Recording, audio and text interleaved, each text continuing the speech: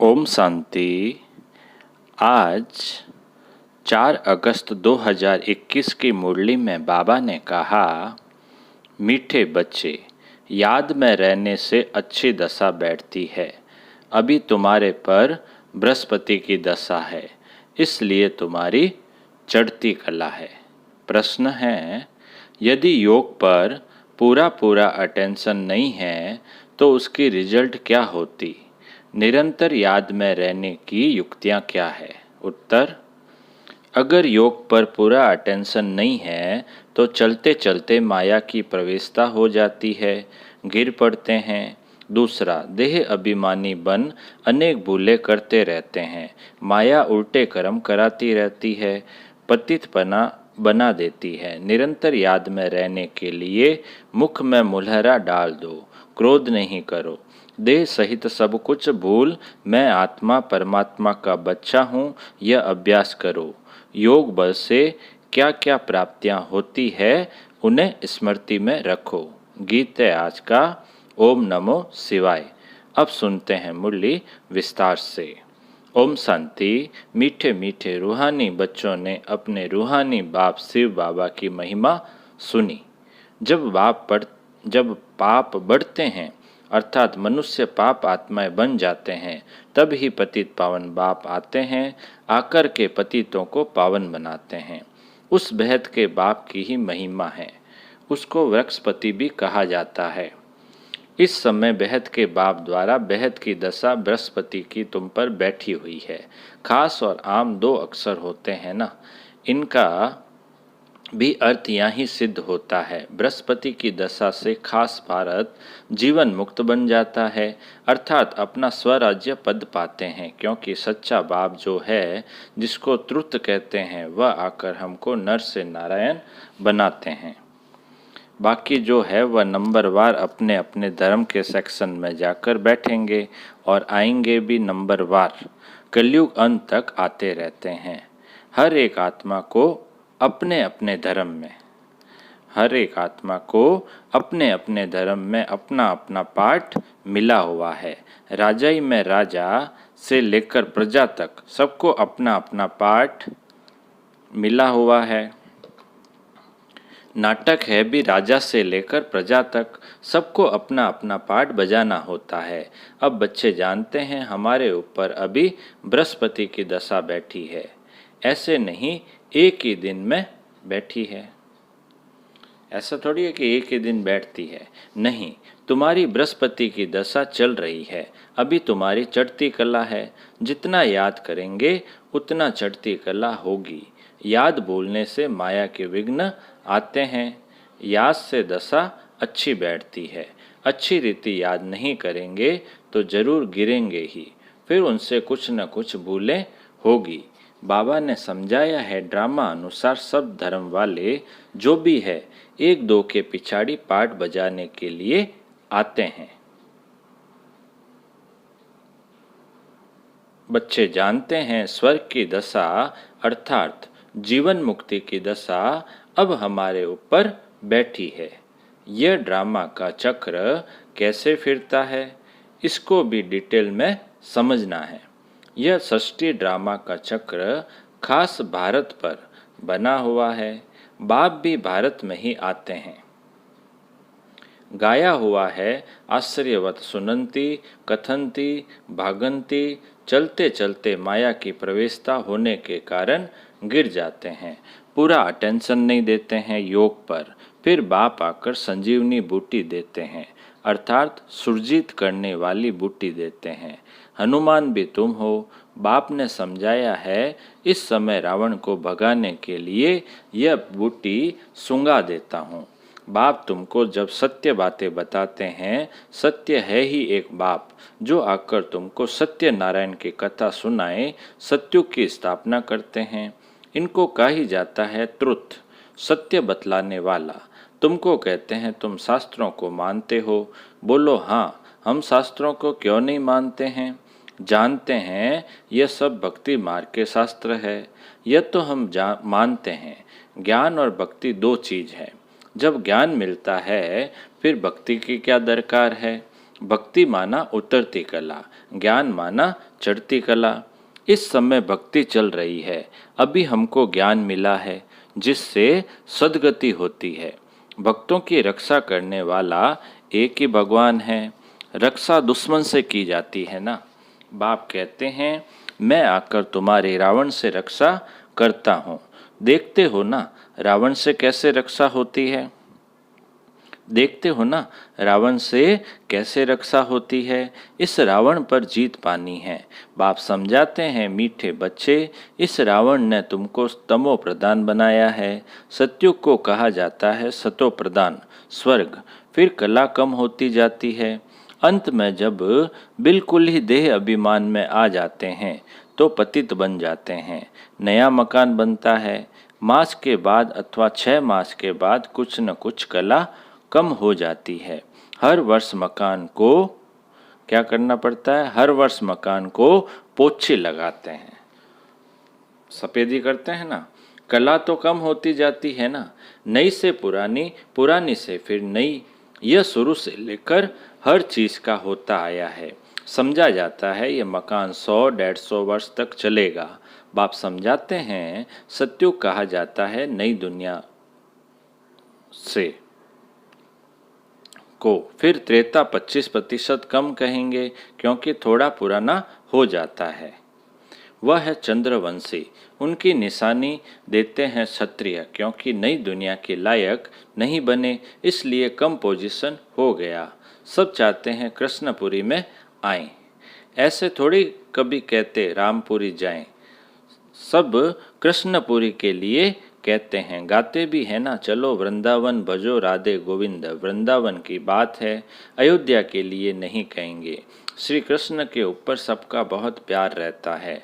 कृष्ण को बहुत प्यार से याद करते हैं। कृष्ण को देखते हैं तो कहते हैं इन जैसा पति मिले, इन जैसा बच्चा मिले, इन जैसा भाई मिले। सेंसिबल बच्चे अथवा बच्चियां जो होते हैं वह कृष्ण की मूर्ति के सामने रखते हैं कि इन जैसा बच्चा मिले। कृष्ण के प्यार में बहुत रहते हैं, कृष्ण के प्यार में बहुत रहते हैं ना। सब चाहते हैं कृष्णपुरी। अभी तो है कंसपुरी, रावण की पुरी। कृष्णपुरी का बहुत महत्व है। कृष्ण को सब याद करते हैं। तब बाप कहते हैं तुम इतना समय याद करते आए हो, अब कृष्णपुरी में जाने का पुरुषार्थ करो। इनके घराने में तो जाओ, सूर्यवंशी 8 घराने हैं तो इतना पुरुषार्थ करो जो राजाई में आकर राजकुमार से झूलो। ये समझ की बात है ना। बाप कहते हैं बच्चे जितना हो सके मन मना भव रहो। याद में न रहने से गिर पड़ते हैं। ज्ञान कब गिराता नहीं, याद में नहीं रहते तो गिर पड़ते हैं। इस पर ही अल्लाह अवलदीन हातम मताई के नाटक भी बने हुए हैं। याद में रहने के लिए ही मुख में मुलहरा डाल देते थे।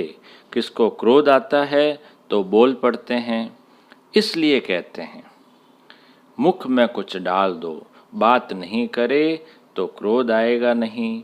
बाप कहते हैं कभी भी कोई पर क्रोध नहीं करो, परंतु इन बातों को पूरा न समझकर शास्त्रों में कुछ न कुछ डाल दिया है। बाप यथार्थ बैठ क्या करते हैं, बाप यथार्थ बैठ समझाते हैं। बाप जब आए तब तो आकर समझाएं, जो होकर जाते हैं उन्हों की महिमा गाई जाती है। टैगोर झांसी की रानी होकर गई, उनके लिए नाटक बनाते हैं। अच्छा, शिव भी होकर गए तब तो शिव जयंती मनाते हैं ना। परंतु शिव कब आया, क्या आकर किया, यह पता नहीं। वह तो सारी सृष्टि का बाप है, जरूर आकर सबको सद्गति दी होगी। इस्लामी, बौद्धि आदि जो भी धर्म स्थापन करके गए हैं उनकी जयंती मनाते हैं। तिथि तारीख सभी की है, इनका किसको पता नहीं। कहते भी हैं क्राइस्ट से इतने वर्ष पहले भारत पैराडाइज था। स्वास्तिका जब बनाते हैं तो उसमें पूरे 4 भाग करते हैं। 4 युग है, आयु कम जास्ती हो न सके। जगन्नाथपुरी में चावल का हंडा बनाते हैं, पूरे 4 भाग हो जाते हैं। बाप कहते हैं यह भक्ति मार्ग में अगड़म बगड़म कर दिया है। जब अब बाप कहते हैं देह सहित ये सब भूल जाओ, मैं आत्मा हूँ, परम पिता परमात्मा की संतान हूँ। बाबा है ना, बाबा क्या कहते हैं, मैं आत्मा हूँ, परम पिता परमात्मा की संतान हूँ। यह अभ्यास रखो। बाबा स्वर्ग का रचयिता है तो जरूर हमको स्वर्ग में भेजा होगा, नरक में तो नहीं भेजेंगे। बाप किसको भी नरक में नहीं भेजते हैं। पहले पहले सब सुख भोगते हैं, पहले सुख पीछे दुख। बाप तो सबका दुख हरता सुख करता है ना। आत्मा पहले सुख फिर दुख देखती है। विवेक भी कहता है हम पहले सतो प्रधान फिर सतो रजो तमो में आते हैं। मनुष्य भी समझते हैं विलायत वाले सेंसिबल है, वहाँ तो बॉम्ब्स ऐसे बनाते हैं जो फट से खलास हो जाएंगे। जैसे आजकल मुर्दे को बिजली पर फट से ख़त्म कर देते हैं, ऐसे बॉम्ब्स फेंकने से आग लग जाती है तो मनुष्य भी झट खत्म हो जाएंगे। बम्बोर को आग लगनी है, तूफान ऐसे आते जो गांव के गांव खत्म हो जाते हैं। फिर उस समय ऐसा कोई प्रबंध नहीं रहता जो बचाव कर सके। विनाश तो होना ही है, पुरानी दुनिया खत्म होनी है। गीता में भी वर्णन है। बाप ने समझाया यूरोप वासी बॉम्ब्स ऐसे छोड़ेंगे जो पता भी नहीं पड़ेगा। तुम बच्चे जानते हो कल्प पहले भी विनाश हुआ था, अब भी होने वाला है। तुम भी कल्प पहले मुआफिक पढ़ रहे हो। धीरे धीरे जाड़ वृद्धि को पाता रहेगा। वृद्धि होते होते फिर स्थापना हो जाती है। माया के तूफान बहुत अच्छे अच्छे फूलों को भी गिरा देते हैं। योग में पूरा नहीं रहते हैं तो फिर माया विघ्न डालती है। बाप का बच्चा बन पवित्रता की प्रतिज्ञा कर, फिर अगर विकार में गिरते हैं तो नाम बदनाम कर देंगे। फिर धक्का बहुत जोर से आ जाता है। बाप कहते हैं यह काम की चोट कभी नहीं, बाबा कहते हैं ये काम की चोट कभी नहीं खाना। बच्चे जानते हैं यहाँ रक्त की नदियाँ बहती है, सतयुग में दूध की नदियाँ बहती है। वह है नई दुनिया, यह है पुरानी दुनिया। सतयुग तो है नई दुनिया और कलयुग है पुरानी दुनिया। कलयुग में देखो क्या है, नई दुनिया के वैभव तो देखो, यहाँ तो कुछ भी है नहीं। बच्चियाँ साक्षात्कार में जाकर देख कर आती है। सूक्ष्म वतन में सुबी रस पिया, यह किया, वह सब साक्षात्कार होते हैं। बतलाते हैं हम मूल वतन में जाते हैं, बाबा बैकुंड में भेज देते हैं। यह सब साक्षात्कार आदि की ड्रामा में नूंद है, इनसे कुछ मिलता नहीं है। बहुत बच्चियाँ खूब सूक्ष्म वतन में जाती थी, सुबी रस आदि पीती थी, आज है नहीं। अच्छे अच्छे फर्स्ट क्लास बच्चे गुम हो गए। बहुत ध्यान दीदार में जाने वालों ने जाकर शादी की। वंडर लगता है माया कैसी है, तकदीर कैसे उल्टी पलट जाती है। बहुतों ने अच्छे अच्छे पाठ बजाए, बहुत मदद भी की आईवेल में, तो भी आज है नहीं। तब बाप कहते हैं माया तुम बड़ी जबरदस्त हो, माया से तुम्हारी युद्ध चलती है। इसको कहा जाता है योग बल की लड़ाई। योग बल से क्या प्राप्ति होती है यह किसको पता नहीं है, सिर्फ भारत का प्राचीन योग कहते हैं। मीठे मीठे बच्चों को योग के लिए समझाया जाता है। प्राचीन राजयोग गाया हुआ है। जो भी फिलोसोफर आदि है वह स्पिरिचुअल नॉलेज तो कोई में है नहीं। रूहानी बाप ही ज्ञान का सागर है, उनको ही सिवाय नमः गाते हैं, उनकी ही महिमा गाई है। बाप आकर तुमको कितना ज्ञान समझाते हैं। इसको ज्ञान का तीसरा नेत्र कहा जाता है। और कोई की ताकत नहीं जो अपने को त्रिकालदर्शी कह सके। त्रिकालदर्शी सिर्फ ब्राह्मण ही होते हैं, जिन ब्राह्मणों द्वारा यज्ञ रचा है। रुद्र ज्ञान यज्ञ है ना, रुद्र शिव को भी कहते हैं। अनेक नाम रख दिए हैं, हर एक देश में नाम अलग अलग बहुत है। सिवाय एक बाप के और किसी के इतने नाम है नहीं। बबूलनाथ भी इनको कहते हैं। बबूल उनको कहा जाता है जिनमें कांटे होते हैं। बाबा कांटों को फूल बनाने वाला है, इसलिए उनका नाम बबूलनाथ रखा है।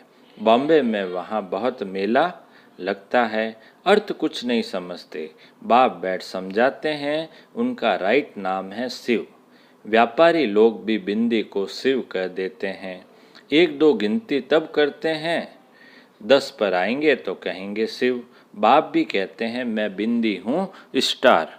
बहुत लोग ऐसे डबल तिलक भी देते हैं। माता और पिता, ज्ञान सूर्य ज्ञान चंद्रमा की निशानी है। वह अर्थ नहीं जानते तो बाबा योग पर समझा रहे थे। योग कितना मशहूर है। अभी तुम बच्चे योग अक्षर छोड़ दो, याद करो। बाप कहते हैं योग अक्षर से समझेंगे नहीं, याद से समझेंगे। बाप को बहुत याद करना है। उनको साजन भी कहा जाता है। पटरानी बनाते हैं ना। विश्व की राजधानी का वर्षा बाप देते हैं।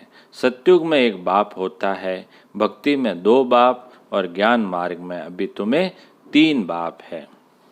कितना वंडर है, तुम अर्थ सहित जानते हो। सत्युग में है ही सब सुखी, इसलिए पारलौकिक बाप को जानते ही नहीं। अभी तुम तीनों बाप को जानते हो। कितनी सहज समझने की बातें हैं। अच्छा मीठे मीठे अच्छा बाप दादा बोले, मीठे मीठे सिक्की लदे बच्चों प्रति माता पिता बाप दादा का याद प्यार और गुड मॉर्निंग। रूहानी बाप की रूहानी बच्चों को नमस्ते। हम रूहानी बच्चों की रूहानी बाप दादा को याद प्यार गुड मॉर्निंग और नमस्ते नमस्ते नमस्ते सदा रहेंगे। हंसते हंसते बन जाएंगे फरिश्ते। वाह बाबा वाह, वाह मेरा भाग्य। अब मुरली में से धारणा के लिए जो मुख्य सार है, पहला पॉइंट है याद में रहने के लिए मुख से कुछ भी बोलो नहीं। मुख में मुलहरा डाल दो तो क्रोध खत्म हो जाएगा। कोई पर भी क्रोध नहीं करना है। दूसरा पॉइंट है इस दुख धाम को अब आग लगनी है, इसलिए इसे भूल नई दुनिया को याद करना है। बाप से जो पवित्र रहने की प्रतिज्ञा की है उसमें पक्का रहना है। अब मीठे बाबा का मीठा मीठा वरदान है, पवित्रता के आधार पर सुख शांति का अनुभव करने वाले नंबर 1 अधिकारी भव। पवित्रता के आधार पर सुख शांति का अनुभव करने वाले नंबर 1 अधिकारी भव। विस्तार है, जो बच्चे पवित्रता की प्रतिज्ञा को सदा स्मृति में रखते हैं उन्हें सुख शांति की अनुभूति स्वतः होती है।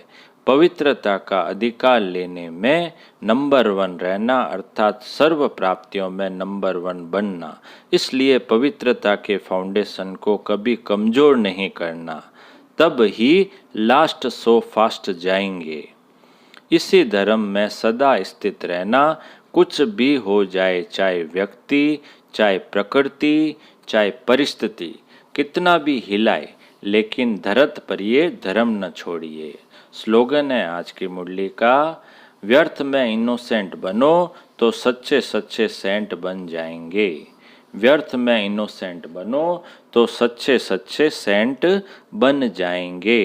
अच्छा, ओम शांति।